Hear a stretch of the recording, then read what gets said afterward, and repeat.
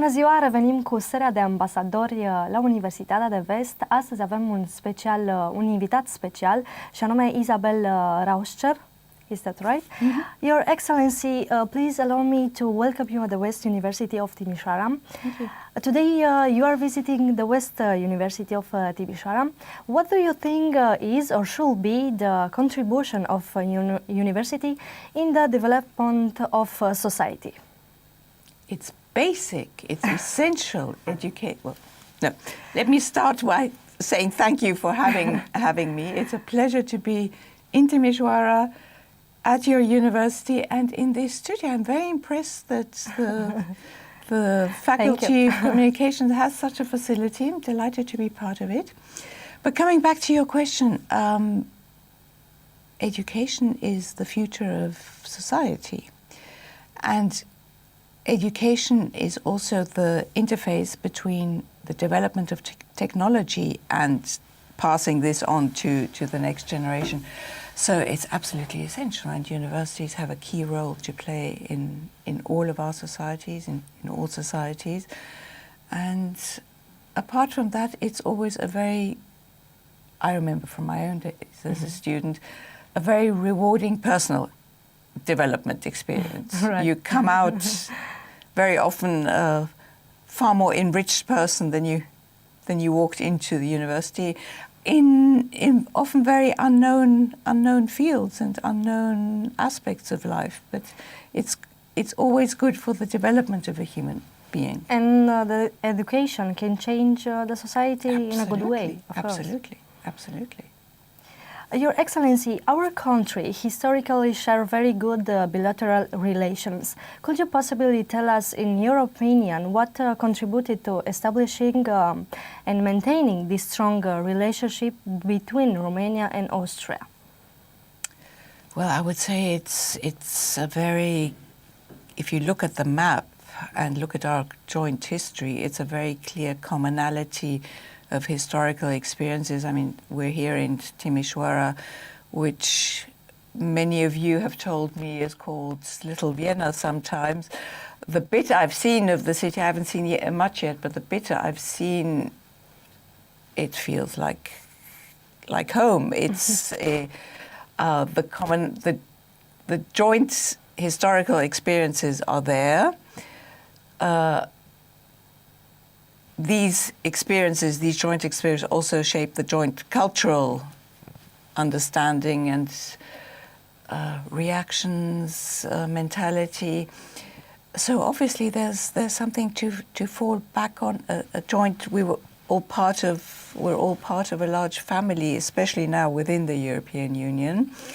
We're handing over the presidency of the European Union in just over a month to our Romanian colleagues. We're very closely, it's a very close-knit relationship. And will stay close relationship. Of course that each country has good practices that could be learned by others, I think. As country, what do you think Romania should learn from Austria, and also what should Austria learn from Romania? I'll start with the second part first. What has impressed me very much in Romania since I came here is the sense of solidarity among the population.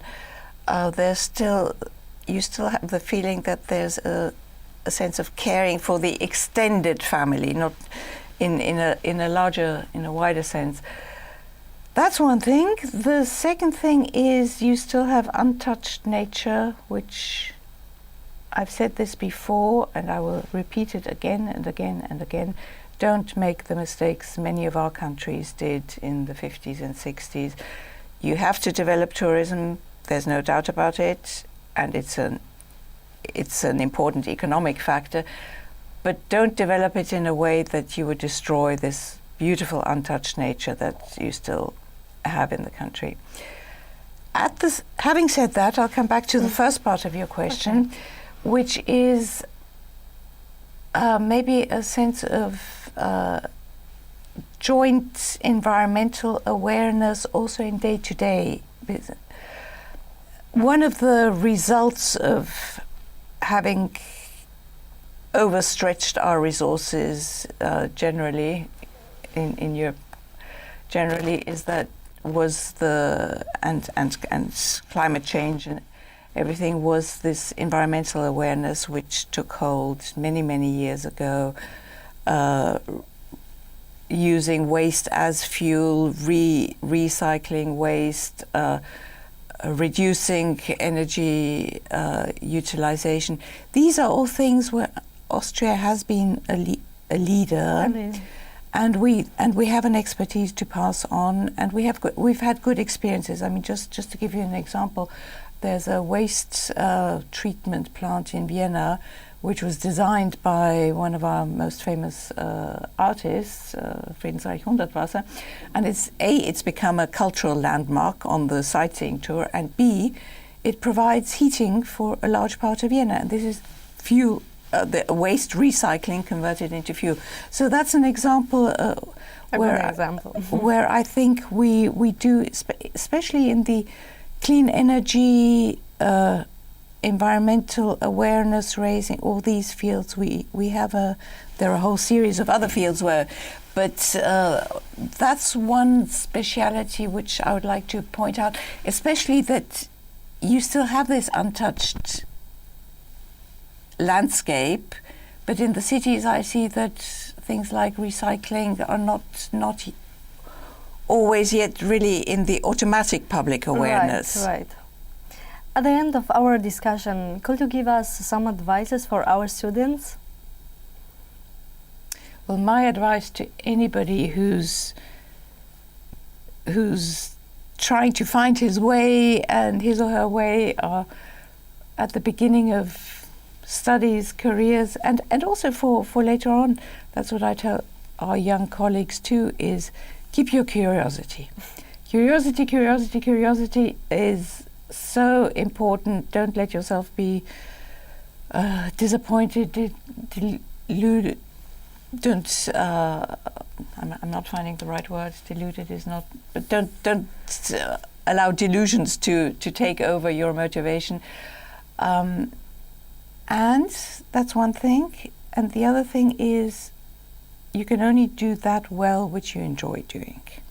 So there's no point in throwing yourself into something just because on paper it looks good if your heart is not in it.